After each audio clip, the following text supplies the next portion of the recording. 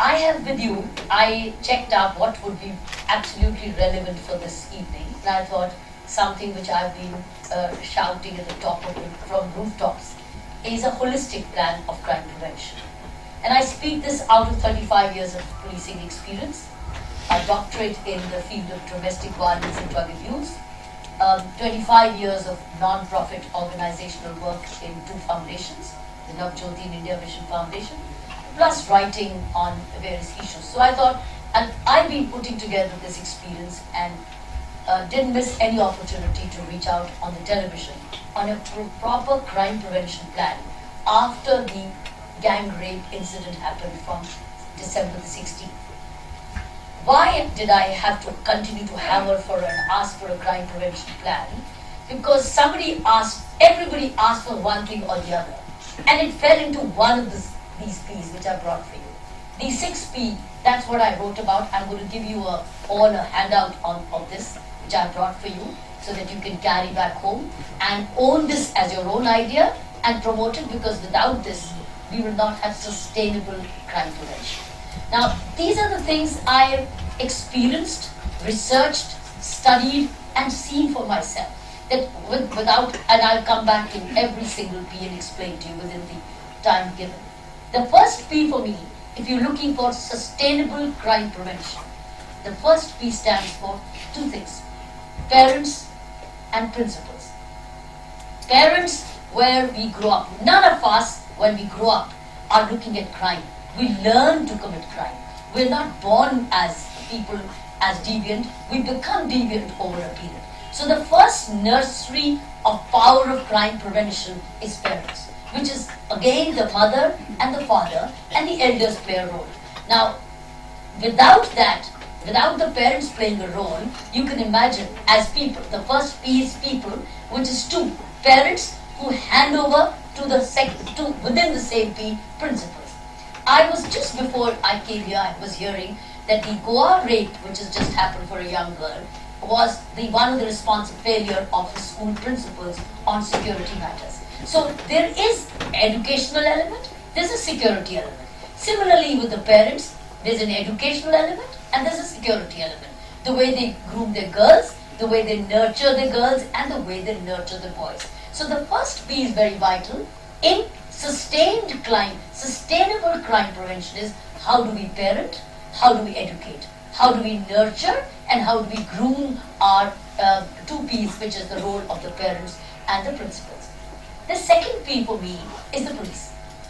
Now, police doesn't come first. Police is a crisis, but it ought not to come first.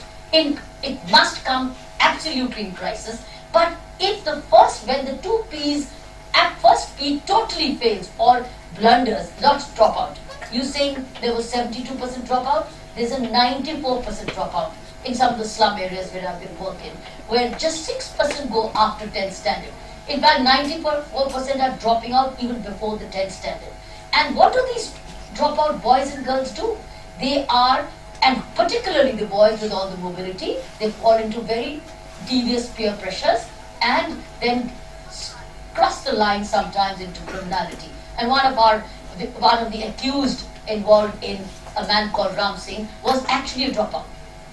He was a dropout, and so were some of them, and then went into all kinds of behavior. When that fails, you can see a barrage failing, a dam breaking for the second P called the police. But once the barrage and that dam works, then the second P called the police works on the 10% or the 20% of the population. It doesn't work on a mass scale, otherwise it collapses. Today, crimes against women is a barrage broken, homes broken, schools not playing their major roles. So with the result, the second P also gave up. They stopped registering crimes. Say, kahan kare?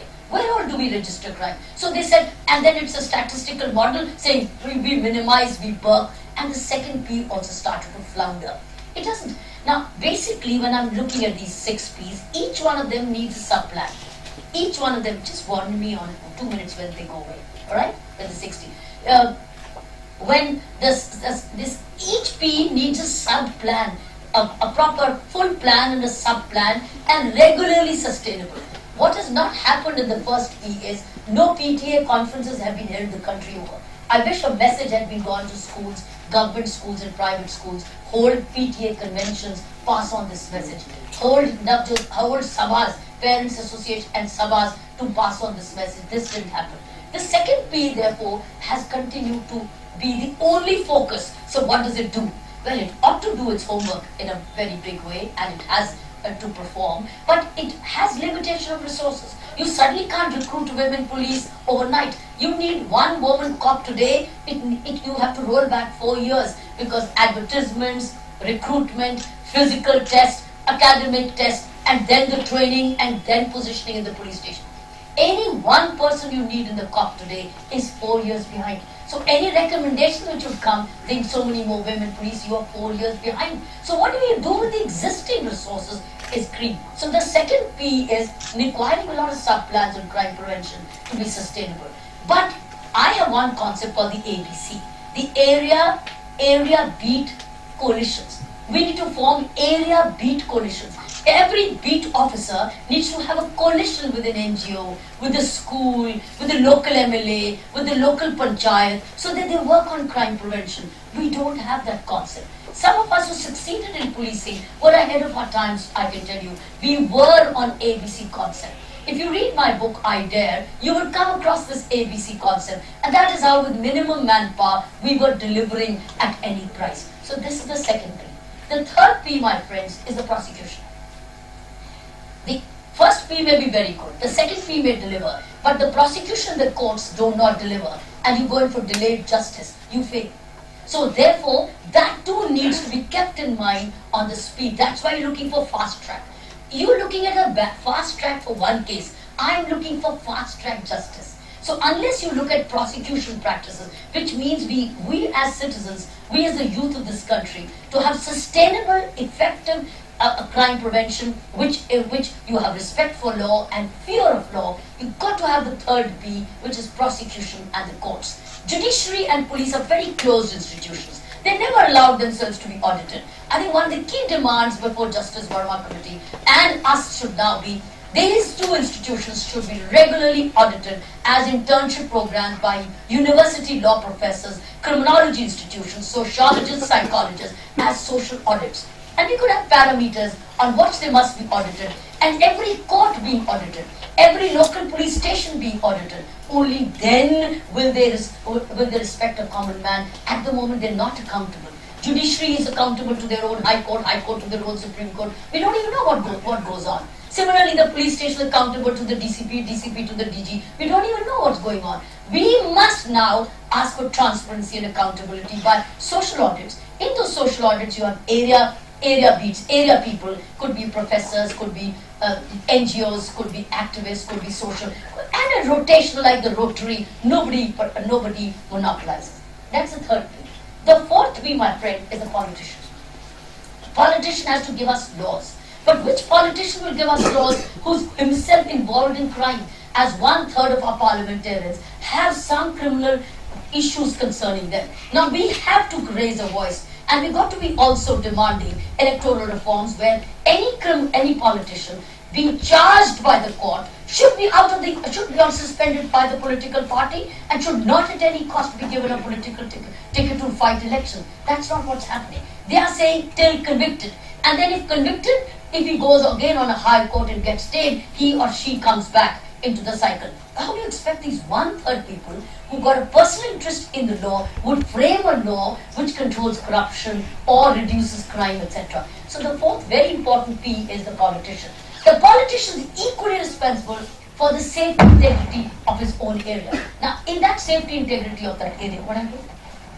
Safety integrity of that area, if terrorism is breeding in this constituency, I think he should be held responsible. Why should he not have town hall meetings on a regular basis?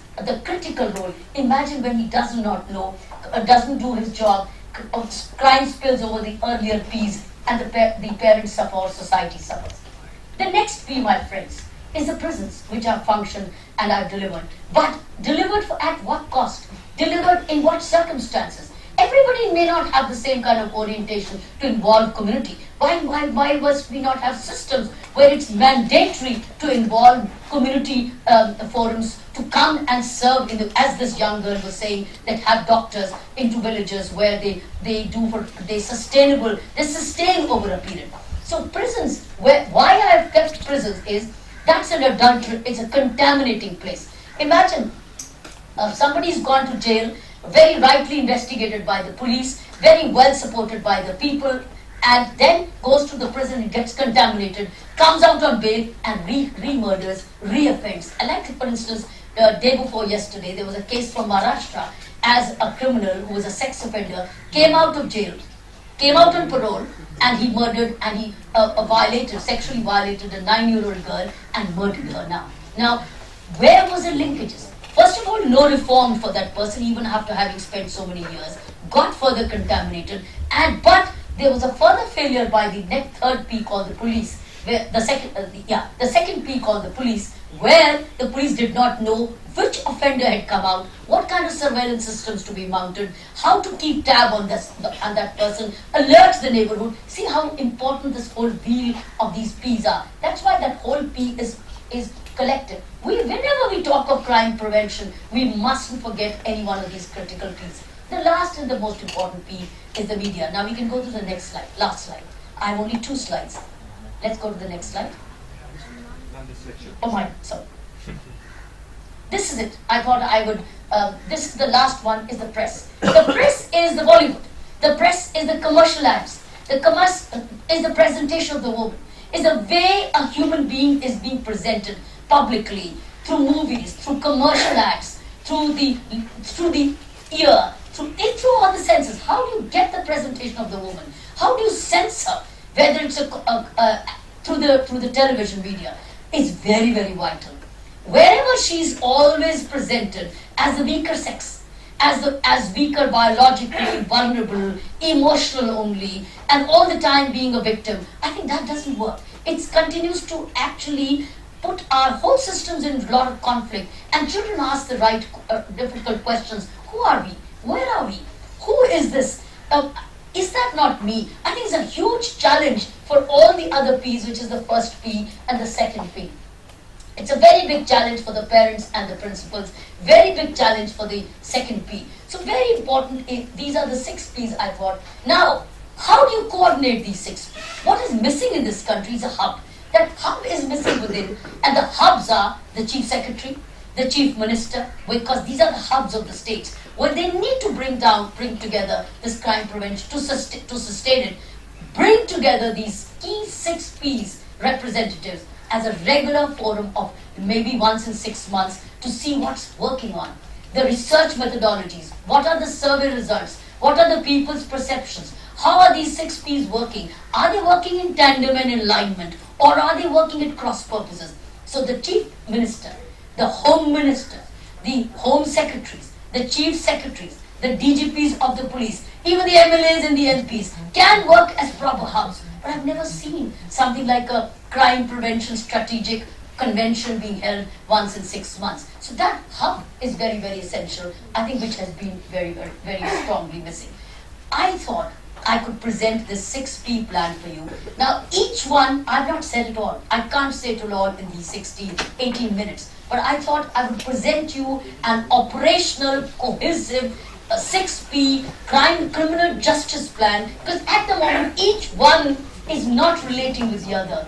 Parents are not working with police. Parents are not working even with their own principals. The other day I was in a school and I asked the principal of a school and said, are you in this area bringing, she was complaining about certain boys in very early on age to me and saying, can you come and speak to these boys and girls, what is happening? And I just said, are you after this case which has happened of Nirbhay or Braveheart, have you all in the area met as principals, held a convention and talked about the PTAs and talked about instilling sense of responsibility with the boys, and somehow, not by moralizing, not by lecturing, but by very interesting techniques which start registering value education and ethics and sense of responsibility. She says, she was still at the thinking stage. What I'm saying is, that we are still into individual boxes. Each P is looking at its own self, it's not interconnecting.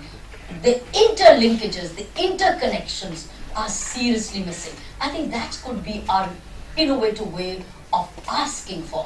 What do we want? We want an integrated criminal justice system.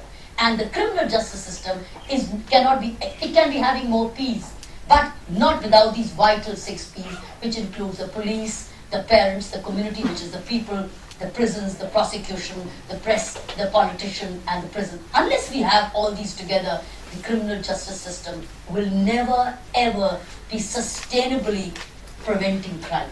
Now, wherever I did succeed in crime prevention as a Deputy Commissioner of Police or as a DIG range in Mizoram, I've done 2 vital districts in Delhi, and I did a whole range in Mizoram which had insurgency problem, huge problem of drug abuse, intravenous and drug smuggling and trafficking.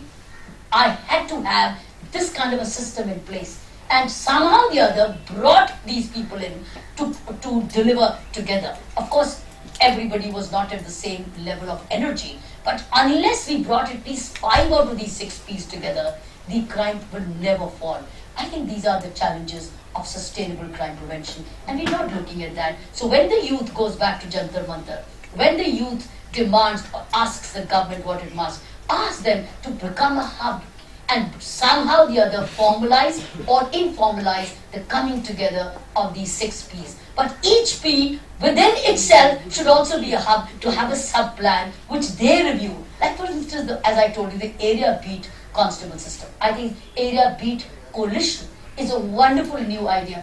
We have a beat officer, but we don't say have a coalition, which we used to do in an informal way, those of us who believed in coalitions. I think I thought, let the youth. The other day I was invited by the Jantar Mantar youth to say, like by these 2 wonderful lawyers called Naina Kapoor and Jagdeep, another lawyer friend, and she said, can you come and speak to these youth? What must they demand of the government? And that's the time when I explained to them that unless you ask for parents, principals, police, prosecution courts, politician prisons and press, and somehow link them up with each one of them has an accountability. Each one of them must be socially audited on a regular basis. And some of the internships and MPhils and PhDs could be part of that social audit research and the survey perceptions which are published, made known every year so that everybody gets. At the moment the surveys come from CNN IBS or Hindustan Times surveys or Times of India surveys. The media does it to make sense. It does. But what about university surveys? What about research methodologies? What about law schools? What about psychology, sociology, and criminology departments? Because I know that research access is not available. The data is not available. We must demand it. I think that's critical. And last but not the least is, when I go back to the first P and the second P, between these 2 P, what can the youth do now? NCC students must volunteer to travel in buses, travel later in the evenings, sometimes in the evenings in uniform, the civil defense in uniform, the NCC cadets in uniform, NSS in uniform, civil defense in uniform, as youth for youth. That is sustainable. Youth for youth, comprising of both boys and girls. And if we put in these practices in place, my friends, we will have sustainable crime prevention. You take out anything one out of this, that will be breaking the system, weakening it, and leaving victims at some stage or the other. We can prevent crime, provided we work in cohesion, we work as coalition, and we work collaborative and synergistic. Thank you.